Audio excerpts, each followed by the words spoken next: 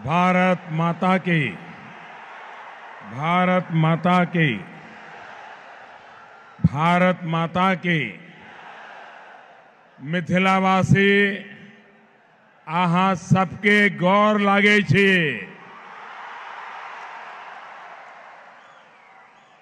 बाबा मदनेश्वर और काली मां की कृपा हम सभी पर बनी रहे और आप सभी का आशीर्वाद हम सब पर, सब चौकीदार पर बना रहे, इसी कामना के साथ मुझे आपके दर्शन करने का मौका मिला। मैं भाग्यशाली हूं।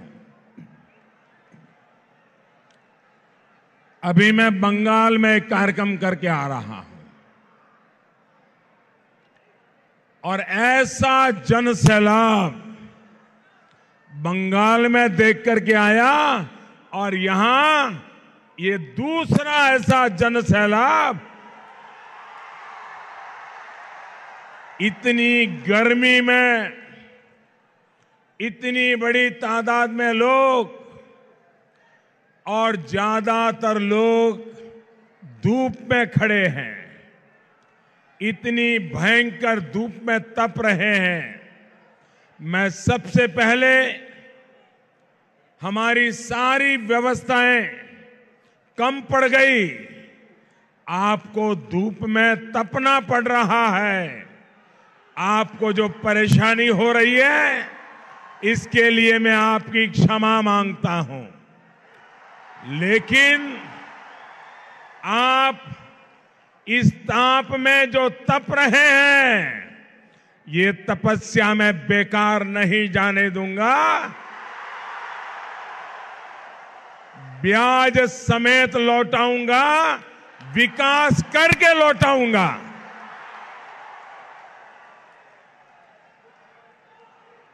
भाइयों बहनों,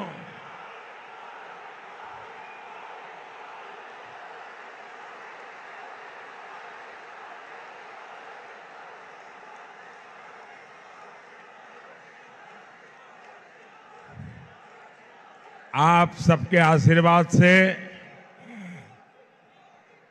मैं प्रधानमंत्री के रूप में, सेवक के रूप में लगातार 5 साल से आपकी सेवा कर रहा हूं।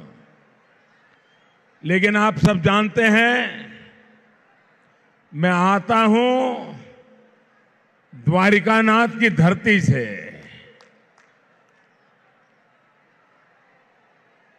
और गोपालक का और द्वारिकानाथ का सीधा नाता है। और ऐसे समय जो भी भगवान कृष्ण में विश्वास करते हैं, वो सभी जहां जहां मैं जाता हूं आशीर्वाद देने के लिए आते हैं। मैं उनका विशेष आभार व्यक्त करता हूं। साथियों, इतनी बड़ी संख्या में सुपौल, मधेपुरा, झंझारपुर से, सीमांचल के अनेक हिस्सों से आप यहां आए हैं। आप सभी का यही प्यार, यही विश्वास, यही मेरा खजाना है, यही मेरी कमाई है, जो बीते 5 वर्षों में मेरे खाते में जमा हुई है। भाइयों बहनों, ये धरती महान साहित्यकार फणीश्वरनाथ रेणु जी की जन्मस्थली भी है। अभी उनके सुपुत्र जी के द्वारा मुझे मशहूर उपन्यास मैला आंचल मुझे भेंट किया गया। उस मैला आंचल में लिखा है और बहुत ही सटीक तरीके से फणीश्वरनाथ जी ने लिखा है, मैं साधना करूंगा, मैं साधना करूंगा ग्राम वासिनी भारत मां के मेले आंचल तले। मैं साधना करूंगा ग्रामवासिनी भारत माता के मैले आंचल तले। आप सोच रहे होंगे कि इस चुनाव सभा में भी मैं फणीश्वर नाथ जी की, उनके साहित्य की चर्चा क्यों कर रहा हूं। लेकिन इस वाक्य के पीछे जो भाव है, जो शब्द है, वो हम सबकी प्रेरणा है, महत्वपूर्ण है। भारत माता ग्रामवासिनी मेला अंचल और साधना। भाइयों और बहनों, आज ये पंक्तियां इसलिए भी अहम है क्योंकि कुछ लोगों को आजकल भारत माता की जयकारा पर भी उनके पेट में चूहे दौड़ने लग जाते हैं, उनको दर्द होने लगता है। जिन्हें भारत माता से दिक्कत होगी, जो भारत तेरे टुकड़े होंगे, ये नारे लगाने वालों के साथ जाके खड़े हो जाते हैं, वो भारत के विकास के लिए साधना भी कैसे कर पाएंगे, खुद को मां भारती के लिए खपा भी कैसे पाएंगे। मैं जरा ऐसे लोगों को आज एक करारा जवाब देना चाहता हूं। आप मेरा साथ देंगे? आपकी आवाज उनके कानों तक मैं पहुंचाना चाहता हूं। भारत तेरे टुकड़े होंगे, ये बोलने वालों के सीने पर आपका एक शब्द, एक एक शब्द पहुंचना चाहिए, उनके कान फट जाने चाहिए। भारत के प्रति उनका जो भाव है, उसको गहरी चोट लगनी चाहिए। आप बोलेंगे? बोलेंगे? जोर से बोलेंगे? हाथ ऊपर करके दोनों मुट्ठी बंद कीजिए।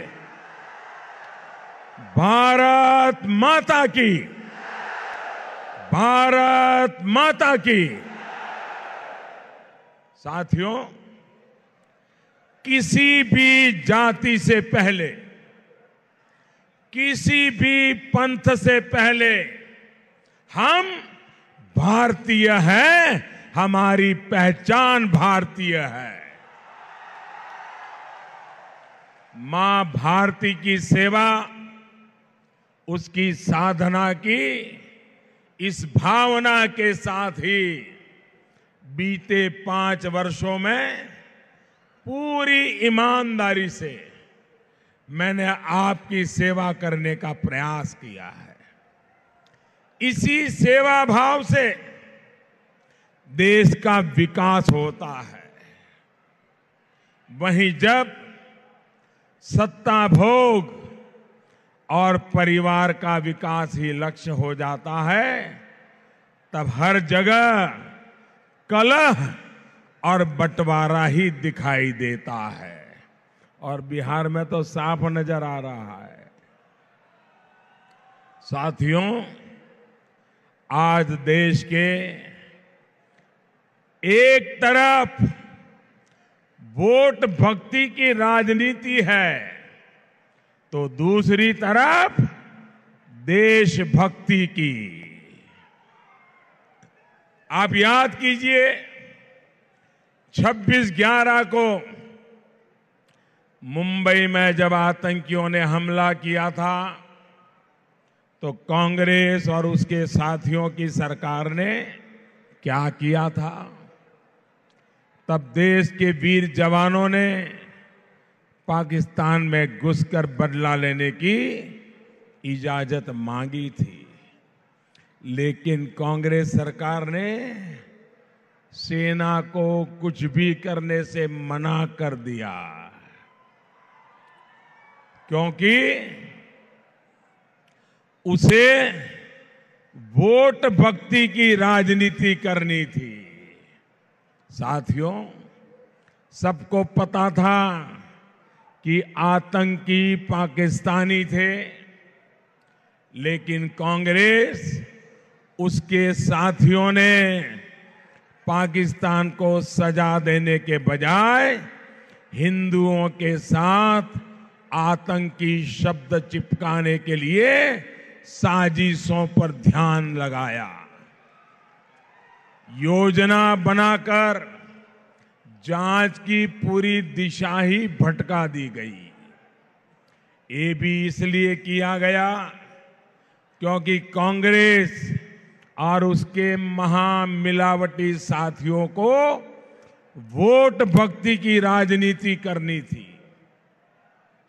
भाइयों और बहनों, देशभक्ति की राजनीति क्या होती है, ये आपने पहले उरी के हमले के बाद देखा और बाद में पुलवामा हमले के बाद भी देखा।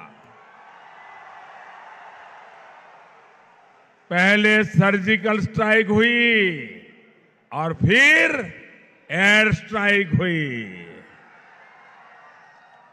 परिणाम यह है कि जो पाकिस्तान पहले चोरी और सीनाजोरी दोनों करता था, अब दुनिया भर में जाके गुहार लगा रहा है।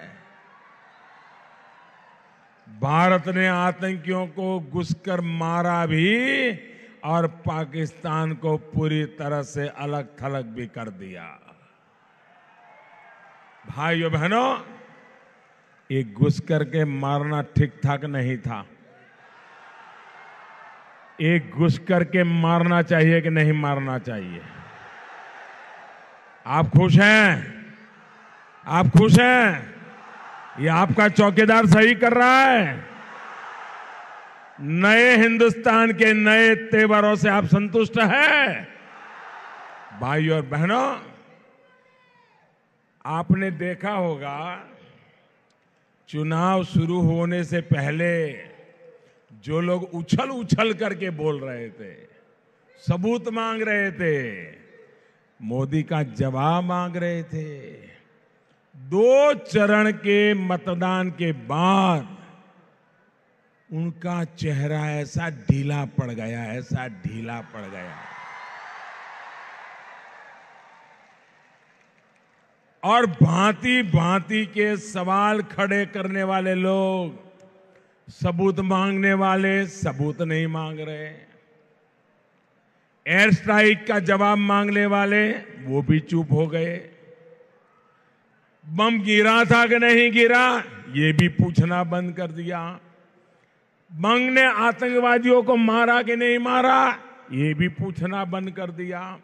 कितने आतंकवादी मरे थे, इतने मरे कि उतने मरे, ये भी पूछना बंद कर दिया।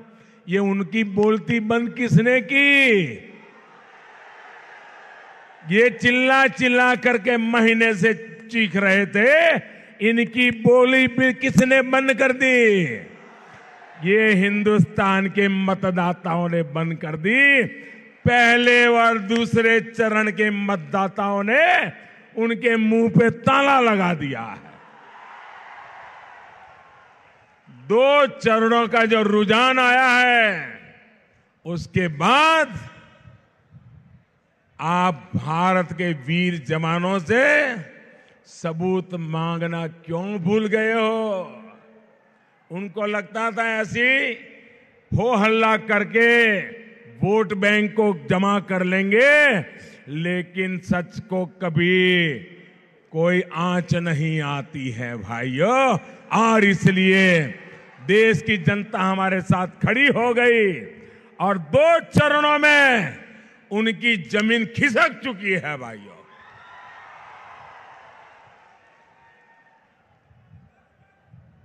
अब तो उनको चिंता है, पहले जितने पार्लियामेंट में थे वो भी पहुंच पाएंगे कि नहीं, इसकी फिराक में है। वरना यही लोग थे जो पहले इतना रो रहे थे, हमारे वीर जवानों के पराक्रम पर इतने सवाल उठा रहे थे कि पाकिस्तान ने इन्हें अपना हीरो बना लिया था। साथियों, मैं इन लोगों को आज भी चुनौती देता हूं। हिम्मत है, ये चुनाव में जनता के बीच जाओ और पुलवामा के शहीदों का हमने जो बदला लिया है उसकी जरा चर्चा करके देखो। सेना के पराक्रम पर सवाल पूछ के देखो। मैं चुनौती देता हूं, नहीं बोल पाएंगे। साथियों, इसी तरह की वोट भक्ति की राजनीति की गई थी जब दिल्ली के बाटला हाउस में हमारे वीरों ने आतंक के एक मॉड्यूल को खत्म किया था। लेकिन आतंकियों पर कार्रवाई से खुश होने के बजाय कांग्रेस के बड़े बड़े नेताओं की आंख में आंसू आ गए थे। क्या ये उस शहीद का अपमान नहीं था जिसने बाटला हाउस में आतंकियों को घर में घुस करके मारा था? भाई और बहनों, देशभक्ति जब प्रेरणा देती है तब सबका साथ सबका विकास सरकार का मंत्र बन जाता है। सबको सुरक्षा, सबको सम्मान प्रतिज्ञा बन जाती है। गांव गांव तक अच्छी सड़कें, हर घर हर गरीब को पर्याप्त बिजली कैसे मिले, लोगों की पानी की समस्या कैसे दूर हो, इस पर सोचा जाता है। और आपने देखा होगा बिहार में नीतीश जी के नेतृत्व में, सुशील जी के नेतृत्व में, रामविलास जी के नेतृत्व में एनडीए की सरकार यहां के सामान्य मानवी के सपनों को पूरा करने में सफल हो रही है। 2022 तक मेरा सपना है दोस्तों, 70 साल में इनमें सपने देखने की भी ताकत नहीं थी। जमीन पे उतारने की तो बात छोड़ो, मेरा सपना है और मेरा सपना बांझ नहीं होता है, मेरा सपना संकल्प होता है। और मेरा संकल्प मेरे पसीने के एक शरीर का कण कण मैं उसके लिए खपा देता हूं। और मेरा सपना है 2022 तक देश के हर बेघर को, हर गरीब को उसका पक्का घर मिलेगा। ये मेरा सपना है। गरीब बहन बेटियों की गरिमा और उनकी तकलीफ दूर करने के लिए शौचालय बने, ये सोचा जाता है। अरे गरीब से गरीब तक मुफ्त एलपीजी गैस कनेक्शन कैसे पहुंचे, गरीब बहनों को धुएं से मुक्ति कैसे मिले, इसके लिए हम लगे रहते हैं, पसीना बहाते हैं। साथियों, आपके इस चौकीदार की सरकार में आज दुनिया की सबसे बड़ी health care scheme Ayushman Bharat देश में चल रही है। हर वर्ष गरीबों को 5 लाख रुपए तक का मुफ्त इलाज सुनिश्चित हुआ है। सिर्फ 7-8 महीने में ही इस योजना की वजह से 21 लाख गरीब मरीजों को मुफ्त में इलाज मिला है। साथियों, गरीबों के लिए समर्पित राजनीति में और सत्ता हथियाने के लिए की गई झूठी प्रतिज्ञा में, झूठी नीति में, झूठी रीति में और झूठी नियत में फर्क होता है। झूठ की राजनीति करने वाले ये लोग बिहार में एक और अफवाह फैलाने में लगे हैं। ऐसे लोग कह रहे हैं कि सामान्य वर्ग के गरीब के लिए जो 10% आरक्षण का प्रावधान किया गया है, उसके बाद आरक्षण की व्यवस्था ही खत्म कर दी जाएगी। मैं आप लोगों से आग्रह करूंगा, ऐसे झूठे लोगों से बचिए। ये झूठी रिकॉर्ड 20 साल से चला रहे हैं, 20 साल से, और पीढ़ी दर पीढ़ी चला रहे हैं। बाप भी चला रहा था, बेटा भी चला रहा है।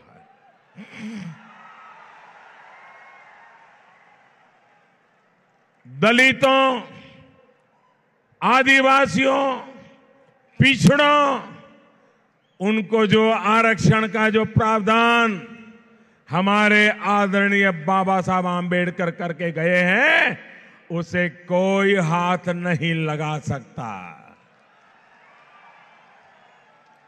मैं बिहार के लोगों से ये कहूंगा, ये लोग जो अफवाह फैला रहे हैं, वो ऐसा क्यों कर रहे हैं, इसे लेकर भी सतर्क रहे।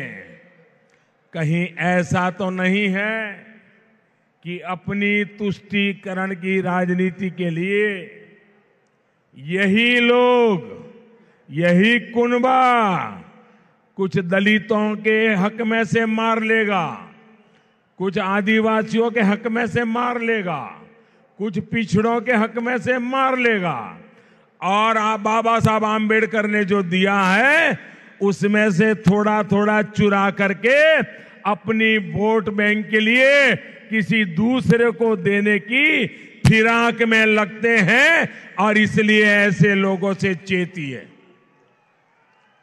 और ये लोग पहले भी ऐसी कोशिश कर चुके हैं, इसलिए मैं आपको आगाह कर रहा हूं। भाइयों और बहनों, हमारी सरकार, एनडीए का हमारा हर साथी गरीबों के कल्याण के लिए, किसानों के कल्याण के लिए प्रतिबद्ध है। पीएम किसान सम्मान योजना के माध्यम से हमारे प्रयास आज सबके सामने है। अभी बिहार के 1.5 करोड़ से अधिक छोटे सीमांत किसानों के बैंक खाते में सीधी मदद पहुंचनी शुरू हो गई है। जिसको अभी नहीं मिली है, उनको बहुत ही जल्द पहली और दूसरी किस्त भी मिल जाएगी। अब हमने इस योजना को विस्तार देने का फैसला किया है। 23 मई को, मालूम है ना 23 मई को क्या है? मालूम है? 23 मई को लोकसभा के चुनाव के नतीजे आने वाले हैं, रिजल्ट आएगा। और 23 मई को जब चुनाव के नतीजे आएंगे, तब फिर एक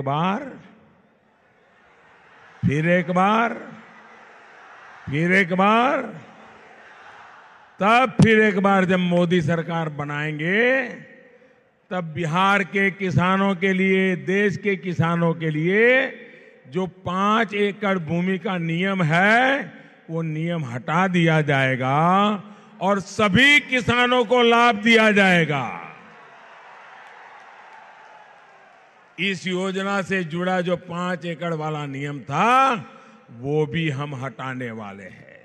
साथियों, देश का ये पूर्वी हिस्सा नए भारत के विकास की अगुवाई करे, इसके लिए हम निरंतर प्रयास कर रहे हैं। रेल हो, सड़क हो, बिजली हो, गैस की पाइपलाइन हो, मोबाइल कनेक्टिविटी हो, इंटरनेट कनेक्टिविटी हो, हर प्रकार की सुविधाओं को हम नीचे तक पहुंचाने में लगे हुए हैं। बरौनी गुवाहाटी गैस पाइपलाइन हो, नेपाल के साथ व्यापार के लिए बना लैंड पोर्ट हो, बाटनाहा विराटनगर रेल प्रोजेक्ट हो, अररिया सुपौल गलगलिया रेल लाइन हो, इंडो नेपाल बॉर्डर रोड हो, ऐसे अनेक प्रोजेक्ट्स यहां या तो पूरे हो चुके हैं या फिर पूरे होने वाले हैं। विकास और विश्वास की यही नीति पूर्वी भारत को विकास की नई ऊंचाई पर लेकर के जाएगी।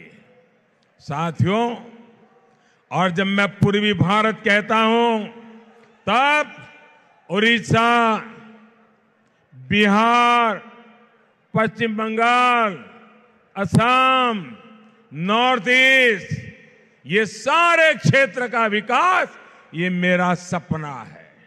साथियों, हमें मिलकर एकजुट होकर विकास के संकल्प को सिद्धि तक पहुंचाना है।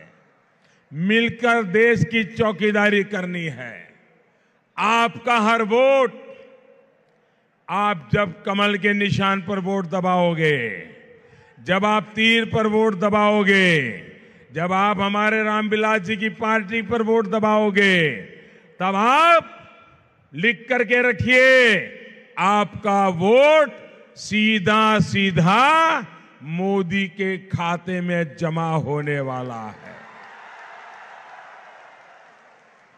भाइयों बहनों, मैं एक संकल्प लेना चाहता हूं, आप लेंगे मेरे साथ? अहां सब हमारा संग एकता संकल्प लिए आ एकता नारा लगाओ। हम जे कहब ओकर बाद अहां सब कहियो, घर घर में अच्छी चौकीदार, घर घर में अच्छी चौकीदार। आप बोलिए मेरे साथ, घर घर में अच्छी चौकीदार, घर घर में अच्छी चौकीदार। उधर से भी आवाज आनी चाहिए, घर घर में अच्छी चौकीदार। अब मैं नारा बुलवाता हूं, आपने बोलना है, घर घर में अच्छी चौकीदार। भ्रष्टाचारी सब होशियार, भगोड़ा सब पर कानून के मार, बंद भेल काला कारोबार, देशद्रोही सब पर कड़ा प्रहार, आतंक पर भय रहल अच्छी आखिरी बार, दुश्मन भय जाऊ खबरदार, घुसपैठी भागल सीमा पार, टूटत आप जाति पाति केर दीवार, वंशवाद केर होयत हार, दागदार पर भारी कामदार।